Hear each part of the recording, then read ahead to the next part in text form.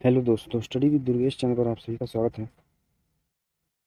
दोस्तों, आज हम जो है भारतीय राष्ट्रीय कांग्रेस की स्थापना से पूर्व जो घटनाएं हुई थी या राजनीतिक संगठन बने थे उनके बारे में चर्चा करेंगे, ताकि आपके दिमाग में भी एक पृष्ठभूमि तैयार हो जाए कि राष्ट्रीय कांग्रेस यानी भारतीय राष्ट्रीय कांग्रेस की स्थापना होने से पहले क्या क्या हुआ था देश में। तो चलिए शुरू करते हैं। आईएनसी, इंडियन नेशनल कांग्रेस, भारतीय राष्ट्रीय कांग्रेस की स्थापना से पूर्व महत्वपूर्ण राजनीतिक संगठन।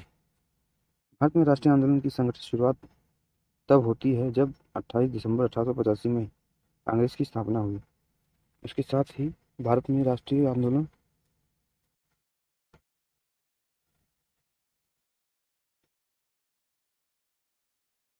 को एक मंच मिला और राष्ट्रीय आंदोलन की संगठित शुरुआत हुई।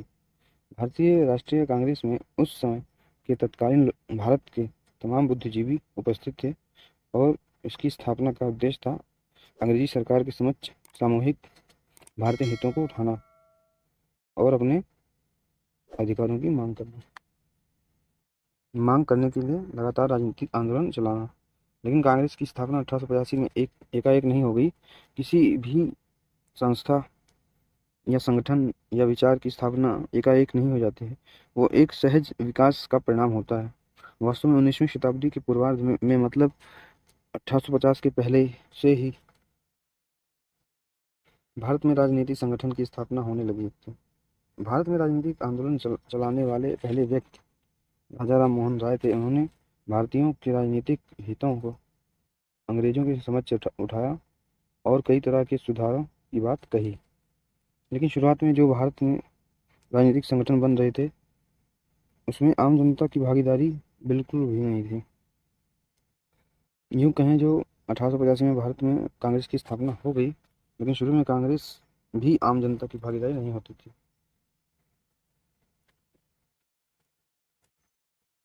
कांग्रेस भी शुरू में बुर्जुआ वर्ग के प्रभाव में ही थी, चाहे दादा भाई नौरोजी हों, चाहे गोपाल कृष्ण गोखले हों और चाहे फिरोज शाह मेहता हों। कांग्रेस में जितने भी लोग थे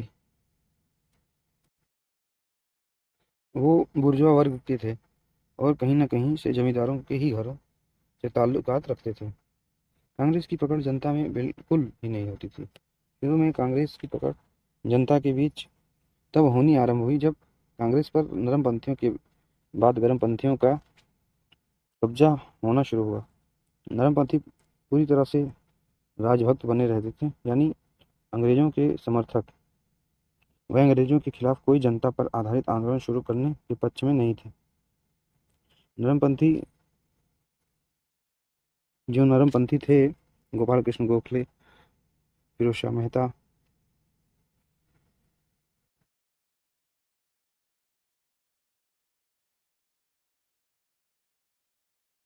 ये अंग्रेजों के खिलाफ जनता पर आधारित आंदोलन की शुरुआत नहीं करते थे, क्योंकि ये डरते थे कि जो कुछ हमने हासिल किया है कांग्रेस के रूप में, कहीं ना कहीं कांग्रेस की स्थापना में भी अंग्रेजों का हाथ था। क्योंकि एक अंग्रेज आईएएस यानी आईएएस अधिकारी एओ ह्यूम थे। इन्होंने जो है कांग्रेस की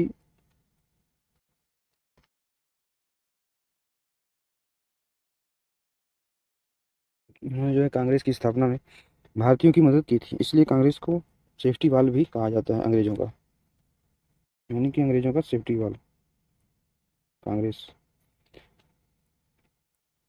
भारतीयों में जो असंतोष था, गुस्सा था, वो बुर्जुआ वर्ग के माध्यम से कांग्रेस के मंच पर निकल जाए तो नरमपंथी डरते थे। आंदोलन चलाने में नरमपंथी चाहते थे कि जो सामुदायिक भारतीय हित है, जैसे कुछ राजनीतिक सुधार करवा लेना, विधायिका में भारतीयों का प्रवेश दिलवा देना, ऊंचे पदों पर भारतीयों की नियुक्ति करवाना, और जो भारत में सम्मानित सदस्य गण थे उस समय के नेता, उनको जो है अंग्रेजों से सम्मान मिलता रहे।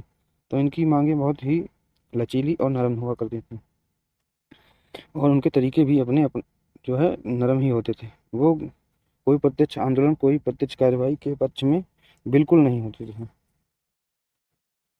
जैसे ब्रिटिश संसद को याचिका पत्र सौंप देना, प्रार्थना पत्र भेज देना, भारतीयों से हस्ताक्षर करवाकर प्रमाण दिखाना कि देखिए भारतीय ऐसा चाहते हैं, ना कि अकेला में। तो शुरुआत में जो राजनीतिक संगठन की स्थापना हो रही थी उसके पीछे भी कुछ ऐसा ही विचार था।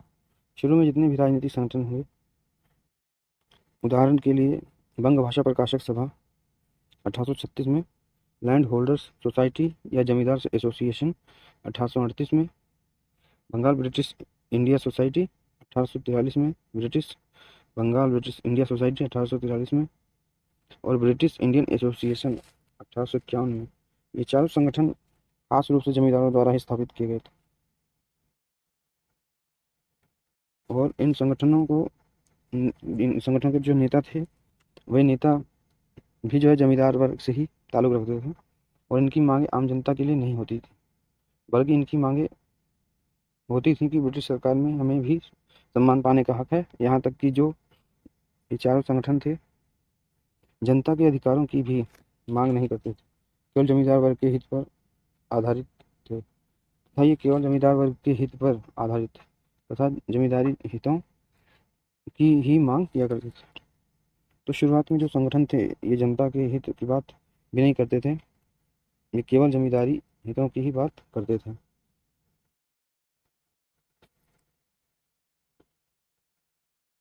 मेरे दोस्तों, बंगाल में राजनीतिक संगठन।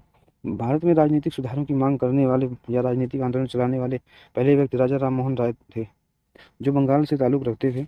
इन्होंने न केवल सुधारक के लिए यानी समाज सुधारने के लिए प्रयास किया, बल्कि समाज सुधार के साथ साथ ये पहले व्यक्ति थे जिन्होंने राजनीतिक आंदोलन का शुरुआत की, राजनीतिक मांगे अंग्रेजों के सामने रखनी प्रारंभ की। एक तरह से ये पाश्चात्य विचारों से काफ़ी प्रभावित थे, लेकिन इसके बावजूद राम मोहन राय यानी राजा राम मोहन राय ने भारतीयों की शिकायतों की ओर अंग्रेजों का ध्यान बखूबी आकर्षित करने में सफलता पाई। यानी भारतीयों की जो जो दुख तकलीफ थी, उनकी शिकायतें उस तरफ अंग्रेजों का ध्यान आकर्षित किया और उसका समाधान भी मांगा। इन्होंने समाचार पत्रों की स्वतंत्रता के लिए आंदोलन चलाया, यानी समाचार पत्रों की स्वतंत्रता की मांग कि भारत में कम से कम हमें बोलने का हक तो मिले। अगर किसी बात से हमें आपत्ति यानी आपसे तकलीफ है या आपसे आपत्ति है, तो उस बात को हम समाचार पत्र के माध्यम से रखें, तो हो सके इसके लिए जो है समाचार पत्रों पर प्रतिबंध नहीं लगाना चाहिए या लगाया जाना चाहिए। इसके अलावा राजा राममोहन राय ने न्यायालय थे, सिविल कोर्ट थे और उच्च प्रशासनिक पदों पर भारतीयों की नियुक्ति की मांग की। राममोहन राय के बाद एक दूसरे भारत हितैषी थे, हेनरी विवियन डिजोरियो। तो मुख्य रूप से भारत में समाज सुधारक में ताल्लुक रखते थे, पाश्चात्य संस्कृति और विचारों से प्रभावित थे। जैसा कि ये अंग्रेज थे, तो पाश्चात्य विचारों से प्रभावित होंगे। ये मानते थे कि भारतीय संस्कृति में बहुत सी कमियां, उन कमियों को हम पाश्चात्य विचारों को थोप दें यानी सौंप दें, तभी इन कमियों को दूर किया जा सकता है। लेकिन इसके अलावा हेनरी विवियन डिजोरियो का सोच राजनीतिक योगदान भी रहा। इन्होंने भारतीयों को समझाने का प्रयास किया कि जब तक आप स्वयं राजनीतिक रूप से जागरूक नहीं होंगे, सरकार आपकी बात मानने वाली नहीं है। यानी आपको राजनीतिक सुधारों के लिए संगठित होना ही पड़ेगा। तो इस बात का प्रसार करने के लिए इन्होंने एक समाचार पत्र निकाला, द ईस्ट इंडियन। बंग भाषा प्रकाशक सभा भारत में पहला राजनीतिक संगठन था। 1836 में स्थापना हुई थी इसकी। ये जमींदार के हितों की बात करता था। लैंड होल्डर सोसाइटी या जमींदार एसोसिएशन की स्थापना 1838 ईस्वी में हुई। द्वारिकानाथ टैगोर, जो जमींदार वर्ग से ताल्लुक रखते थे, इन्होंने इसकी स्थापना की थी। इसके सभी नेता जमींदार थे। संगठित राजनीतिक प्रयास का शुभारंभ। लैंड होल्डर सोसाइटी भारत का एक पहला राजनीतिक संगठन है जिसने राजनीतिक प्रयास का शुभारंभ किया, संगठित रूप से अपनी मांगे अंग्रेजों के समक्ष रखी। बंगाल इंडिया सोसाइटी की स्थापना सन 1843 ईस्वी में हुई थी। यह भी जमींदारी हितों पर आधारित है।